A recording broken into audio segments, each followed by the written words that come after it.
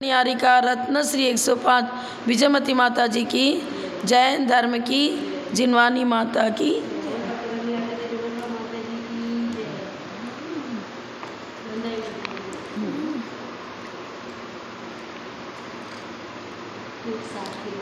कीर्त्या महत्या भुवि वर्धमानं त्वां वर्धमानं स्तुतिगोचरत्वं निनीशवस्मो वयमद्य वीरं विशीर्ण दोषाशय पाशबन्धम्।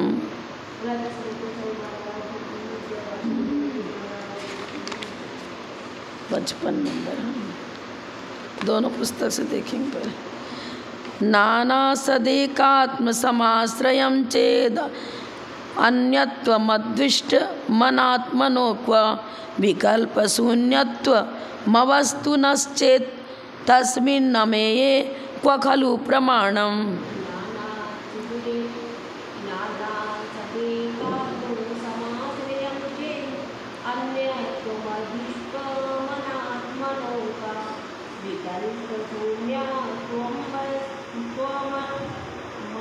हाँ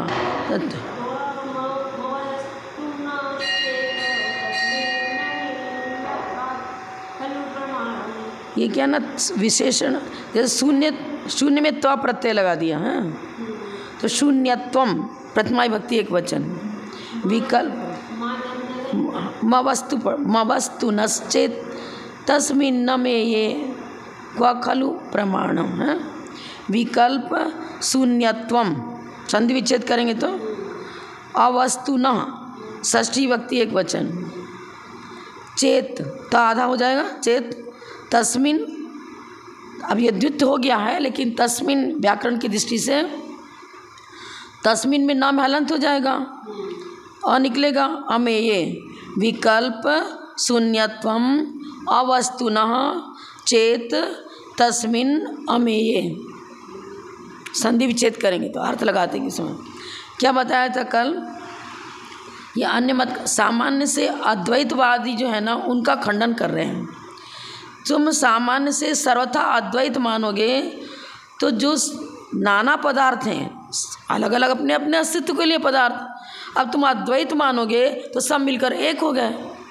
वही ब्रह्माद्वैतवाद ज्ञानाद्वैतवाद, अकेला सामान्य मान रहे हो विशेष नहीं मान रहे हो तो पर्याय रहित वस्तु हो जाती है।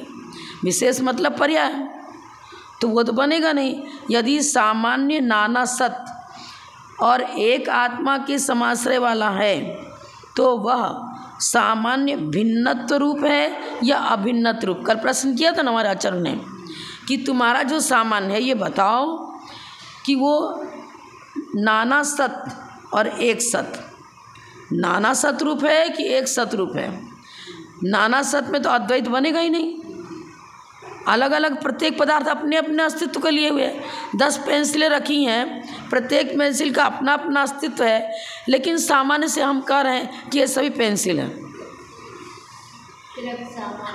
हाँ, तिर्यक सामान्य से सभी को हम पेंसिल कर रहे हैं, लेकिन हम प्रत्येक का अपना अपना अस्तित्व है। हमें कोई चीज़ लिखना है तो हम एक पेंसिल उठा के लिखना चालू करते हैं। यदि अद्वैत हो जाएगा तो उन सब का एक साथ लेना, एक साथ रखना, एक साथ, अब सभी पेंसिलों को एक साथ तो लिखना होगा भी नहीं। लिखेंगे तो उसकी नोक से लिखेंगे तो एक से ही तो लिख पाएंगे ना। प्रत्यक्ष मतलब इंद्रिय प्रत्यक्ष से भी, लोक व्यवहार से वो घटित नहीं होता। लेकिन आचार्य ने जो बताया उड़ता सामान्य तिर्यक सामान्य वो बिल्कुल व्यवस्थित है। उड़ता सामान्य एक ही वस्तु में नाना प्रकार का परिणमन हो रहा है, लेकिन उन परिणमनों के होते हुए भी यह वही है, यह वही है, वही कर, ये वही गणनिहारिका विजयमती माता जी हैं जिन्होंने आश्रम में पढ़ा था, फिर यहाँ दीक्षा ली थी, फिर इस प्रकार आचार्य महाविकृति महाराज के पास पहुँची, वहाँ तपस्या करे विशेष। ये सब वही भी कर रहे हैं और स्थान परिवर्तन काल परिवर्तन की अपेक्षा उनकी पर्यायों की भी चर्चा कर रहे हैं। तो उड़ता सामान्य में एक ही वस्तु में परिणमन, नाना प्रकार का परिणमन होते हुए भी जब उसमें समानता दिखाई जाती है कि वही है तो उड़ता सामान्य हो गया। अब नाना वस्तुओं में सदृशता दिखाते हुए कथन करते हो तिर्यक सामान्य हुआ। इनके अद्वैतवाद में उस प्रकार की चर्चा नहीं है। आचार्य पूछ रहे बस तुम्हारे यदि सामान्य, तुमने जो सामान्य माना है वो सामान्य नाना सत और एक सत, दोनों में फिर एक रूपता घटित कर रहा है, पर एक रूपता नजर आती नहीं है। प्रश्न कर रहे हैं कि वो सामान्य भिन्नत्व रूप है या अभिन्नत्व रूप है।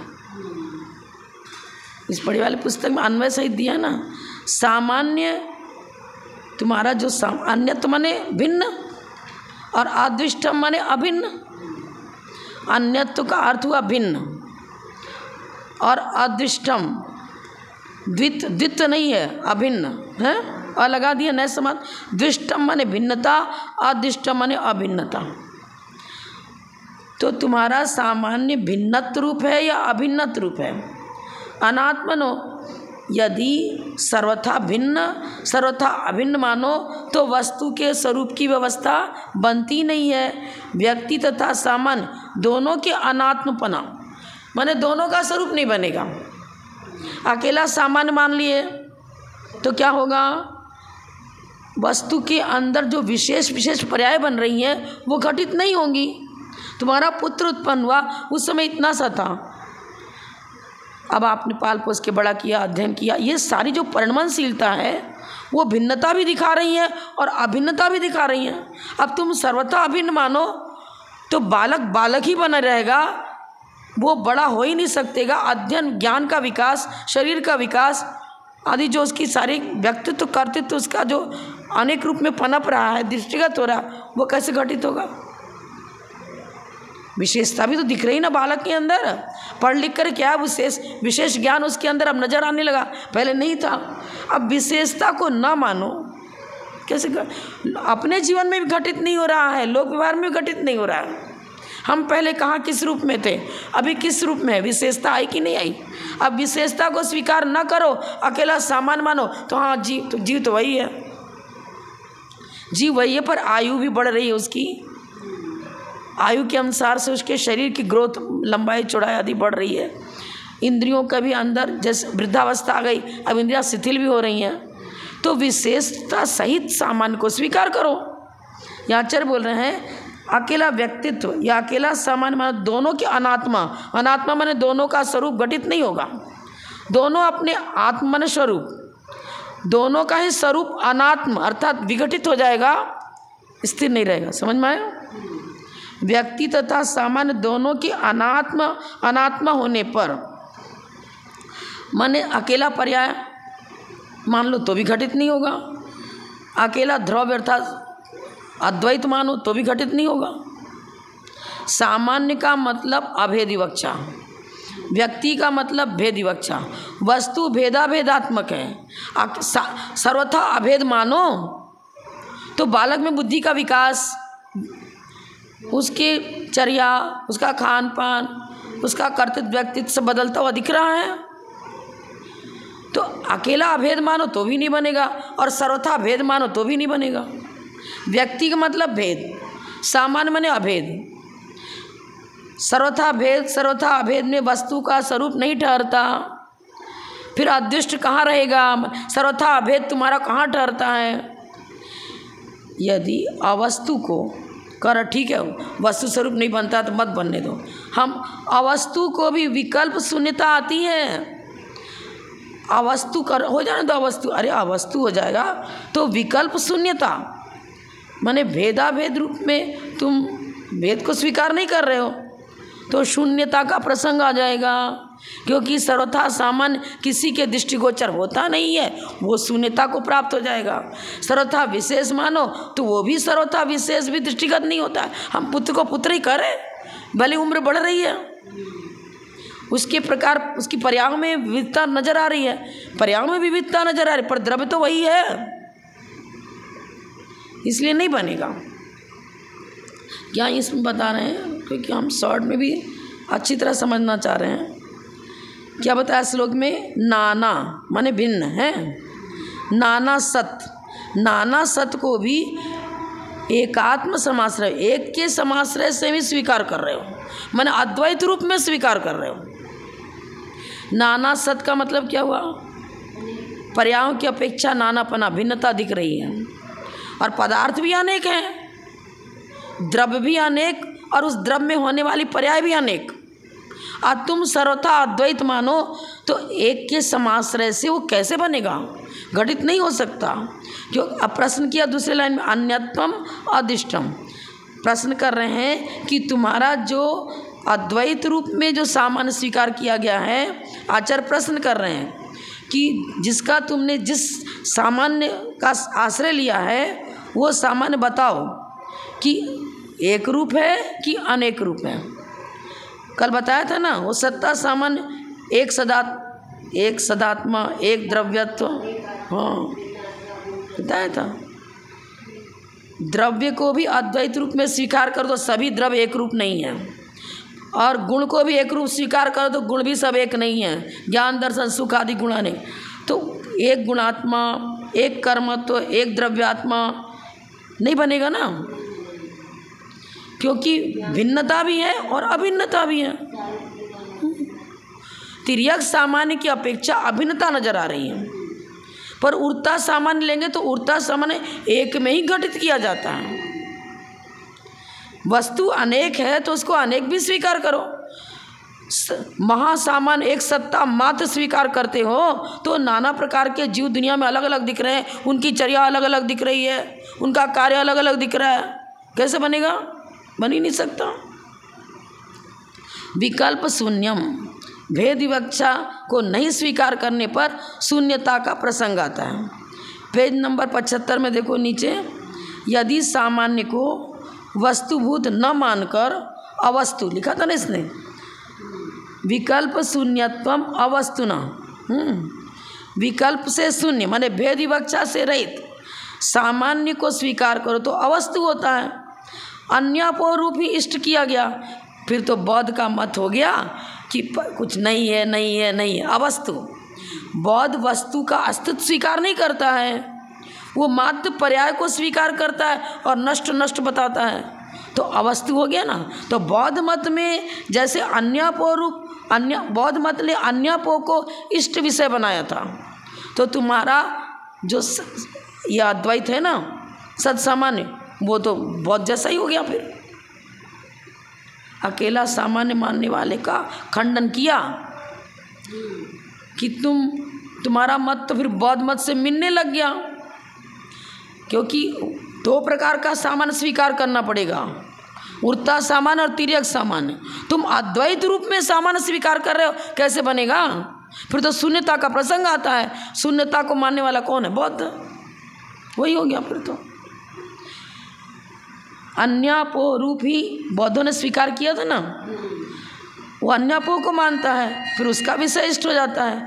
विकल्पों से शून्य माना जाए, यदि विकल्पों से शून्य कहा जाए तो खरविषाण की तरह अन्यत्व अनन्यत्व किसी की भी व्यवस्था नहीं बनती। खरविषाण माने, खर माने गधा, विषाण माने सिंह। जब कोई जीव गधे की पर्याय में है तो गधे को सिंह नहीं होता। तो तुम्हारा अकेला सामान्य मानना और बौद्धों का भी मान लो अकेला विशेष मानना, मात्र पर्याय को मानना, दोनों ही खरविषाण की तरह गलत सिद्ध होते हो, माने मिथ्या सिद्ध होते हो। कितना मतलब गलत। सामान्य शब्द तो पकड़ लिया हमारे डिक्शनरी से उसने, द्रव्यपने को गुस्से कर लिया, और बौद्धों ने क्या किया? उत्पाद वह ग्रहण कर लिया, खंड खंड करके ग्रहण कर रहे हैं ना वो। हमारे आचार्य लिखा उत्पाद वह द्रव्यक्तम सत गुण पर्यवत द्रव्यम, स्वीकार करना ही पड़ेगा, तभी वस्तु की व्यवस्था बनेगी, नहीं तो अवस्तु रूप।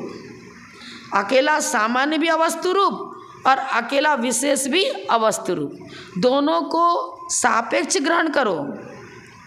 क्यों ऐसा नहीं करोगे यदि, तो तस्मिन अमेय वो प्रमाण का विषय बनेगा नहीं। मे माने जिसका जो ज्ञान का विषय बनता है, अमेय जो ज्ञान का विषय नहीं बन सकता।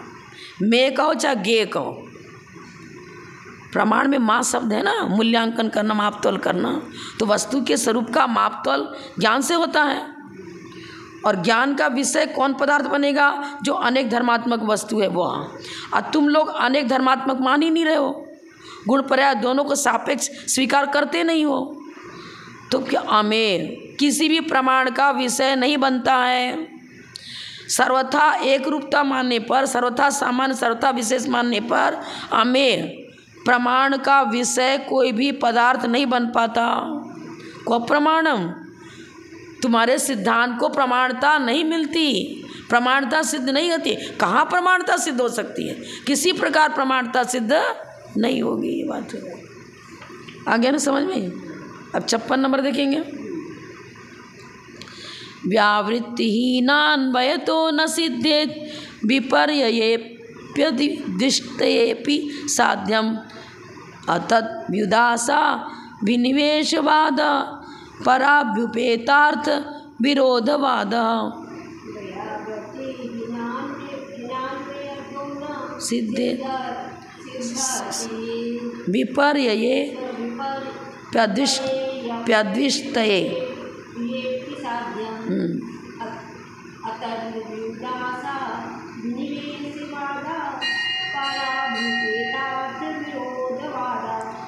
ये संधि विच्छेद यहाँ नीचे तीसरी लाइन में अतद व्युदास। व्युदास किसको कहते हैं? व्यावृत्ति। व्युदास का मतलब हटा ही दिया, बिल्कुल उस धर्म को स्वीकार ही नहीं किया। अस्थि को स्वीकार करे तो नास्ति को स्वीकार ही नहीं कर रहे हैं, नास्ति को स्वीकार किया तो अस्थि को स्वीकार ही नहीं कर रहे, माने सर्वथा अभाव दिखा रहे हैं। तो क्या हो जाएगा? अतद, वस्तु का विषय बनेगा ही नहीं। मतलब पदार्थ की परस्पर विरोधी नहीं है। आचार्य इसमें यही बता रहे हैं कि अस्थि नास्ति सामान्य और विशेष परस्पर विरोधी नहीं है, दोनों धर्म हैं, एक ही वस्तु के अंदर रहने वाले धर्म हैं।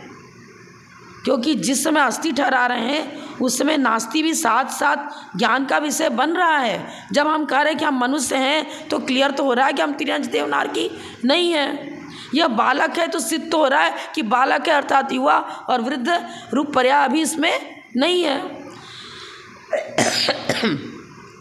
क्या बता रहे? व्यावृत्तिहीना, यदि व्यावृत्ति को सर्वथा अलग कर दोगे, विपक्षात व्यावृत्ति को स्वीकार नहीं करोगे, अन्वय तो सर्वथा अन्वय माने अस्थि होना यही स्वीकार करोगे तो वस्तु व्यवस्था सिद्ध नहीं होती है, न सिद्धेत।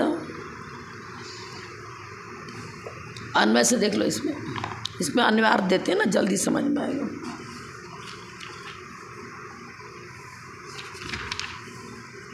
व्यावृत्तिहीना, व्यावृत्ति से रहित लिखा है ना, अन्वय से मात्र अन्वय को स्वीकार कर रहा है। फिर इसके विपरीत विपर्यय दे दिया ना, सिद्धेत न सिद्धेत हो गया। विपर्यय इसका उल्टा मानो, अर्थात व्यावृत्ति को तो नास्ति को तो स्वीकार करो पर अस्थि को स्वीकार न करो। इसके विपरीत अन्वयहीन व्यावृत्ति, व्यावृत्तिहीन अन्वय और अन्वयहीन व्यावृत्ति, दोनों में क्या होगा? अन्वय और व्यावृत्ति दोनों से हीन मान लो। तीसरा पॉइंट, पहला पॉइंट क्या बताया था? व्यावृत्ति से हीन अन्वय। दूसरा पॉइंट बताया अन्वयहीन व्यावृत्ति। अब तीसरा पॉइंट बता रहे अन्वय और व्यावृत्ति दोनों से हीन। तीनों में से कोई भी साध्य नहीं बन सकता। जिसको हम साध्य बना रहे हैं उसके अंदर तीनों गुण, पर्याय व द्रव्य, गुण और पर्याय, तीनों का समन्वय स्वीकार करना पड़ेगा। गुण की व्यावृत्ति कर दो तो द्रव्य की सिद्धि नहीं, द्रव्य की व्यावृत्ति कर दो तो गुण की सिद्धि नहीं, द्रव्य गुण दोनों की व्यावृत्ति करो पर्याय की सिद्धि नहीं। तीनों में अभिनव भाव है ना, और ये अलग अलग मान रहा है। क्या बता रहा? पहले पॉइंट में व्यावृत्ति से रहित अन्वय लिखा ना, व्यावृत्तिहीन अन्वय हो न सिद्धे, सिद्ध नहीं होगा। विपर्यय अपि तद, विपर्यय इधर चला गया ना, सिद्धेत। विपर्यय प्लस अपि प्लस अद्वितीय, विपर्यय अपि माने इसका विपरीत, अर्थात अन्वयहीन व्यावृत्ति, उससे भी व्यवस्था नहीं बनेगी। और अद्वितीय, द्वितीय माने दोनों, अन्वय और व्यावृत्ति, और नए समास हो गया। द्वितीय माने दोनों, अन्वय और व्यावृत्ति दोनों के साथ नए समास लगा रहे ना, अर्थात दोनों रहित। अन्वय और व्यावृत्ति दोनों से रहित साध्य को बनाओ तो भी नहीं बनेगा। हमारा साध्य अन्वय और व्यतिरेक दोनों को लिए हुए हैं। व्यतिरेक के बिना सर्वसंकर दोष आ जाएगा। हम इसको पुस्तक कर रहे हैं, कैसे कहोगे? ये जीव नहीं है, व्यतिरेक भी तो आ रहा है ना। ये मनुष्य नहीं है, ये तिर्यक जीव की जितनी पर्याय वो भी इसमें घटित नहीं हो रही है। पुद्गल है, लेकिन पुद्गल की एक ही पर्याय पुस्तक रूप पर्याय घटित रही है। ये लड्डू नहीं है, ये मकान नहीं है, ये दुकान नहीं है, पेंसिल नहीं है, पुस्तक ही है। यदि पुद्गल द्रव्य की भी चर्चा करो तो पुद्गल द्रव्य की अनेक पर्याय है ना, पेंसिल, पेन, मकान, दुकान, अन्य वस्त्र, आभरण सब पौद्गलिक है। पर ये वस्त्र है क्या, ये आभरण है क्या, पुस्तक है ये तो परपक्ष से व्यावृत्ति से और अन्वय भी स्वीकार करने हैं कि पुद्गल द्रव्य तो है। इसकी व्यंजन पर्याय भी एक ग्रंथ के रूप में नजर आ रही है। हाँ, व्यावृत्ति से रहित अन्वय, पहले लाइन में क्या बताया, व्यावृत्तिहीन अन्वय तो न सिद्धेत। फिर बता रहे विपर्य अपि न सिद्धेत। इसका विपर्य अर्थात सामान्यहीन, सामान्यहीन कहो चाहे अन्वयहीन कहो, है अन्वयहीन व्यावृत्ति भी नहीं बनेगी, और द्वितहीन अन्वय और व्यावृत्ति दोनों से हीन भी साध्य नहीं बनता। साध्य तो अतद व्युदाश, अतद व्युदाश। इसका अर्थ क्या हुआ, अतद व्युदाश अभिनिवेश के रूप में आश्रित किया जाए। अतद है भी नहीं भी है, तद भी कह रहे हैं, पर्याय दृष्टि से अतद और द्रव्य दृष्टि से तद, वही वही वही। द्रव्य दृष्टि से द्रव्यार्थिक ने से किसी वस्तु की चर्चा कर रहे हैं तो द्रव्य का कभी नाश नहीं होता है, इसलिए अन्वय नजर आ रहा है, और उसी जिसमें अन्वय नजर आ रहा है उसी पदार्थ में व्यतिरेक भी नजर आ रहा है। जीव महावीर भगवान का वही जीव था, पहले बहुत सी पर्याय धारण करी, अंत में शेर की पर्याय में उसको संबोधित किया मुनिराज ने, सम्यक की प्राप्ति करी, देव पर्याय में गया, फिर और पर्यायों को प्राप्त करता हुआ फिर तीर्थंकर भगवान महावीर के रूप में प्रकट हुआ। तो व्यतिरेक भी नजर आ रहा है और अन्वय भी नजर आ रहा है, ये वही जीव है, वही जीव है। किसी का जीवन चरित्र पढ़ो, पार्श्वनाथ का, आदिनाथ का, तो तीर्थंकर की पर्याय में जब थे तब तो उनको तीर्थंकर कह ही रहे हैं, लेकिन प्राग भाव बता रहे पूर्व पर्याय में, सर्वथा भाव नहीं बता रहे। पूर्व पर्याय का वर्तमान पर्याय में प्राग अभाव बता रहे, सर्वथा नकार नहीं रहे हैं। सर्वथा नकार कर देंगे तो द्रव्य का ही अभाव हो गया, अब कौन भगवान महावीर बना, द्रव्य ही नहीं रहा, तो ये बात है ना।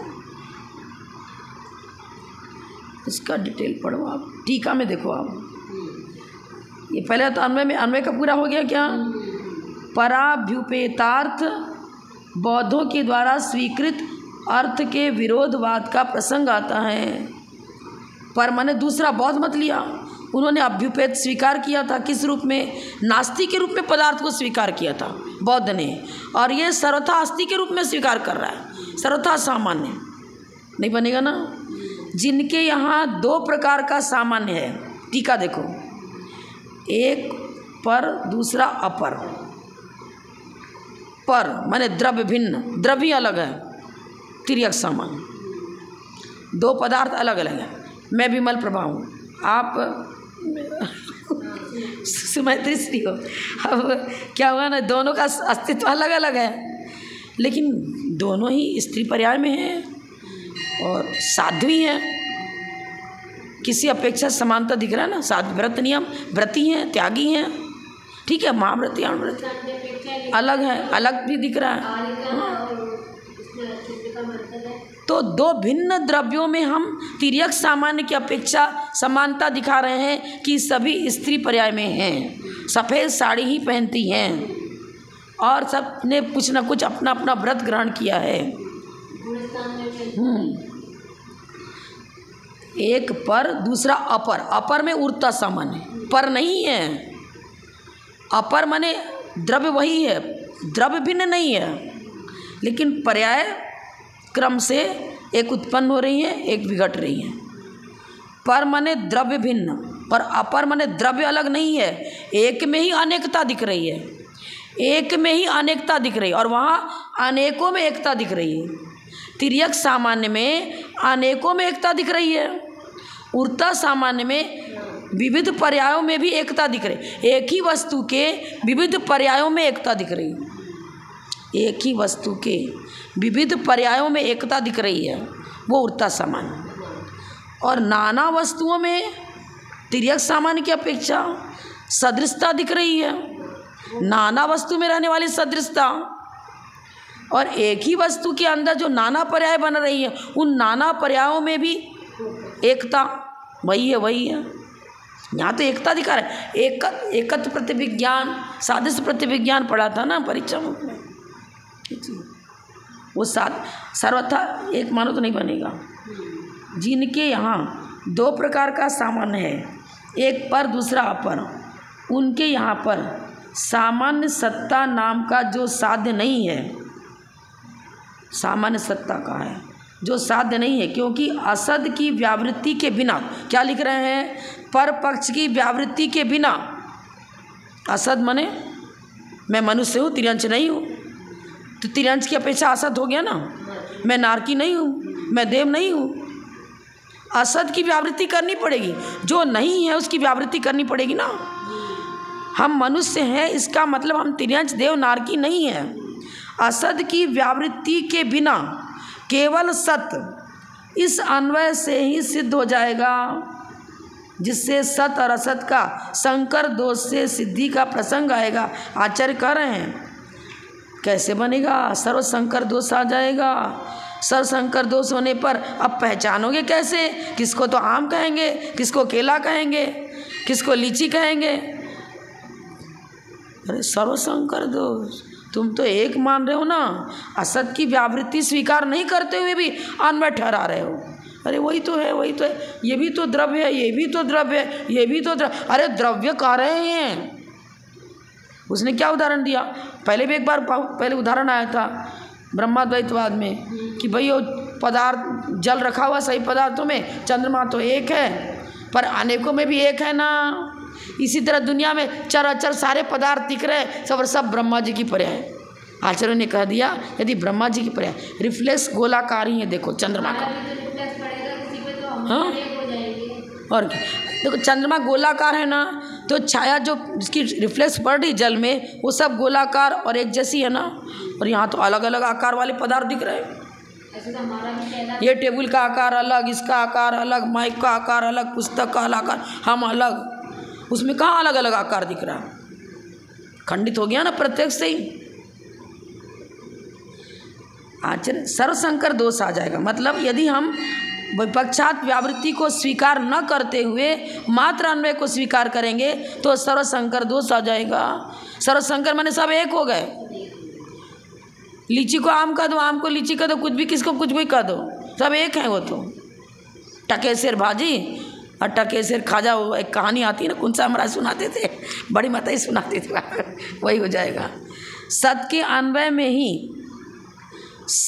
अन्वय में ही असत की व्यावृत्ति है। क्या बता रहा है परमत वाला, अद्वैतवादी बता रहे हैं, अद्वैत रूप में जो सामान्य को स्वीकार करते हैं वो क्या बता रहे हैं, सत के अन्वय में ही असत की व्यावृत्ति अपने आप आ जाएगी।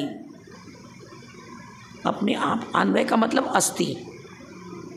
अभी दिन है तो शायदवादी समझते हैं कि रात रूप पर्याय नहीं है, नास्तिक को स्वीकार कर रहे हैं। ये क्या कह रहा है, अरे दिन है इतना कह दो, रात नहीं कहने की क्या जरूरत है।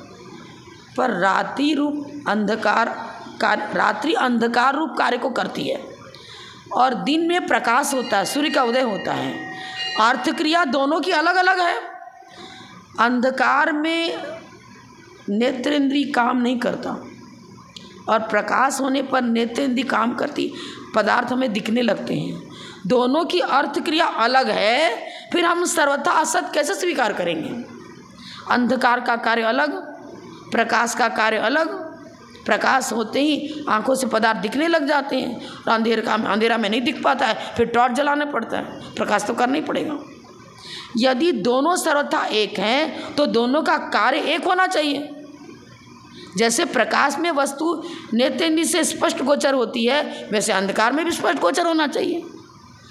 ये क्या बता रहा है, बता रहा है सत के अन्वय में ही असत की व्यावृत्ति है, कहने की जरूरत नहीं है। और अर्थ क्रिया दोनों के अलग अलग है, कहना ही पड़ेगा, जानने कहो मत। पर अभिप्राय में ज्ञान में तो आ रहा है ना, ज्ञान में तो ये बात आ रही है कि नेत्रेंद्रिय अंधकार में काम नहीं करती, प्रकाश में काम कर रही है। हम मनुष्य की अपेक्षा करें, उल्लू की अपेक्षा नहीं करें। उल्लू को तो अंधकार में दिखता, उसके साथ ले लो तो प्रकाश में नहीं दिखता। किसी जीव का अपना अपना देख लो। मान लो आप कहा कि उल्लू को तो दिखता है, अरे उल्लू को तो फिर अंधेरे में दिख रहा है, दिन में नहीं दिख रहा। लो, भिन्नता तो आ ही गई ना, उसकी आँख नेत्र की रचना उसी प्रकार है। इस प्रकार कहना ठीक नहीं है। आचार्य बोल रहे हैं अन्वय में ही असत की व्यावृत्ति आ ही जाती है। अरे ऐसा कहना ठीक नहीं है, क्योंकि अनुवृत्ति व्यावृत्ति भाव अभाव स्वभाव वाली है। अनुवृत्ति का स्वभाव भाव, व्यावृत्ति का स्वभाव अभाव। भाव और अभाव दो शब्द अपने अपने अर्थ को व्यक्त करते हैं, दोनों एक ही अर्थ को व्यक्त करने वाले नहीं हैं। भाव माने सद्भाव, अभाव माने अभाव। नास्ति, अस्ति और नास्ति, जब दोनों का अर्थ अलग अलग है तो तुम कहना चाहते हो कि अनुवृत्ति में ही व्यावृत्ति समाहित है। अरे कैसे समाहित है, मीनिंग अलग अलग है। अनुवृत्ति माने है होना, व्यावृत्ति माने नहीं होना। दोनों शब्द अलग अलग अर्थ को व्यक्त करते हैं। तुम कहते हो अन्वय में ही असत की व्यावृत्ति आ जाएगी। अरे कैसे आ जाएगी, नहीं आ सकती। अनुवृत्ति क्या बता रहे हैं आचार्य, अनुवृत्ति भाव स्वभाव वाली है और व्यावृत्ति अभाव स्वभाव वाली है। कैसे गर्भित हो जाएगी? हाँ, गर्भित उसको किया जाएगा जिसकी अर्थ क्रिया एक जैसी हो। अर्थ क्रिया एक जैसी हो। ज्ञान, दर्शन, सुख, वीर्य, प्रत्येक की परिभाषा अलग। सम्यक दर्शन, सम्यक ज्ञान, सम्यक चार परिभाषा अलग। सम्यक दर्शन होने के बाद चौथा गुण स्थान हो गया, 13वां गुण स्थान नहीं हो गया।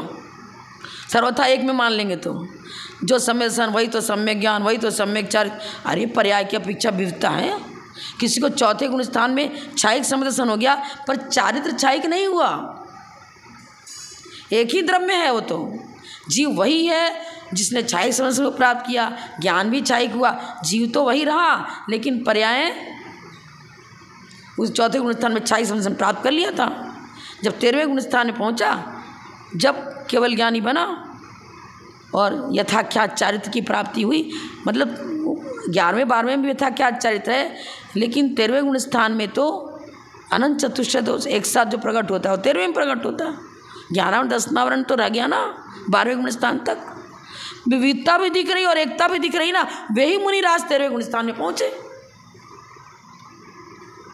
बिल्कुल प्रत्यक्ष से घटित नहीं हो रहा, किसी प्रकार घटित नहीं होता। अनुवृत्ति भाव स्वभाव वाली है और व्यावृत्ति अभाव स्वभाव वाली है, और इन दोनों में भेद स्वीकारा गया है, सभी स्वीकार करते हैं। यदि कहो कि सत अन्वय में असत की व्यावृत्ति सामर्थ्य से, अरे कैसा सामर्थ्य है, वो तो सामर्थ्य से सिद्ध हो जाती है। अरे सामर्थ्य कहाँ, सामर्थ्य किसका नाम है? जीव में सामर्थ्य है लेकिन प्रकट तो नहीं हुआ। भव्य जीव में सामर्थ्य है कि वो अरहंत बन जाए, सिद्ध बन जाए, पर अभी से उसको अरहंत तो सिद्ध नहीं मानेंगे। वो तो खा रहा है, पी रहा है, 18 दोषों सहित है। सामर्थ्य माने योग्यता। प्रत्येक भव्य जीव में सिद्ध पर्याय प्राप्त करने की योग्यता है, पर योग्यता है, अभी 4th क्लास में पढ़ रहा है, उसकी बुद्धि तेज है, उसमें योग्यता है कि वो एक बड़ा डॉक्टर भी बन जाए, पर अभी डॉक्टर थोड़ी कहलाने लग जाएगा। इलेक्शन हो रहा है, योग्यता है कि प्रधानमंत्री बने, लेकिन वह प्रकट थोड़ी है, ऐसे थोड़ी माना जाएगा। सामर्थ्य स्वभाव वाली है। इन दोनों में भेद स्वीकारा गया है। यदि कहो कि सत अन्वय में असत की व्यावृत्ति सामर्थ्य से सिद्ध हो जाती है, तो फिर व्यावृत्ति से शून्य अन्वय से साध्य की सिद्धि नहीं हो सकती है, जो कि आपकी मान्यता है। व्यावृत्ति से शून्य अन्वय मात्र से साध्य की सिद्धि कहाँ हो पा रही है? किसको तुम साध्य बनाते हो? मान लो तुमने जीव द्रव्य को साध्य बनाया, किसी को साध्य तो बनाया, कोई पॉइंट तो रखोगे। ये जीव है, साध्य बनाया। अब जीव तो अनेक है, कोई एक इंद्रिय जीव है, कोई 2 इंद्रिय, कोई 3 इंद्रिय, कोई देव, कोई नारकी। और तुम अद्वैतवादी में सामान्य भटित कर रहे हो, तो एक इंद्रिय को पंचेंद्रिय कहना शुरू करो। पंचेंद्रिय को कोई डिफरेंस ही नहीं रहा, व्यावृत्ति करनी पड़ेगी। एक इंद्रिय जो वनस्पति खड़ा है, उसके पास रसना, घ्राण, चक्षु आदि का ज्ञान नहीं है, वो उसकी इंद्रियां ही प्राप्त नहीं हुई हैं। सर्वथा एक कैसे?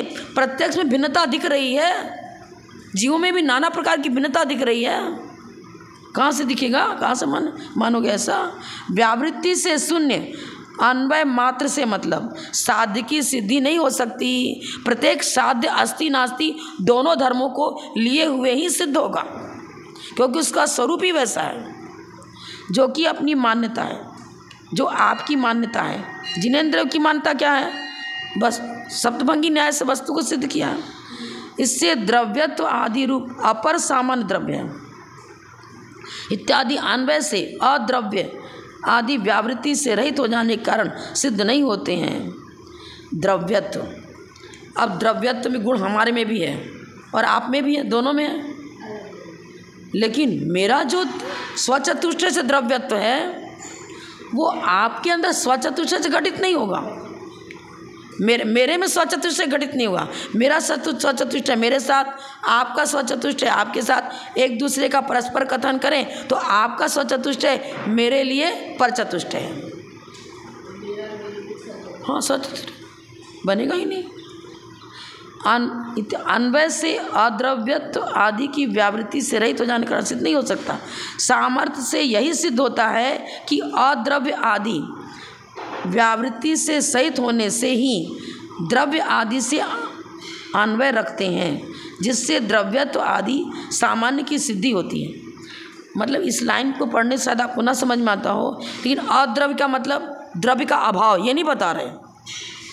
अद्रव्य का मतलब द्रव्य का अभाव, ये नहीं बता रहे। मेरा द्रव्यत्व मेरे साथ है, आपके साथ नहीं है। अब एक ही द्रव्य को मान लो, ज्ञान दर्शन सुख वीर्य, चारों की का स्वरूप अलग अलग है और अपने अपने स्वरूप के अनुसार उनकी अर्थ क्रिया है। तो एक दूसरे से भिन्नता व्यतिरेक भी ठहर रहा है और अन्वय भी ठहर रहा है, क्योंकि प्रदेश भेद नहीं है। ज्ञान दर्शन सुख वीर एक ही जीव में एक ही मतलब आदिनाथ में घटित कर रहे हैं, अनंत चतुष्टय के धारी।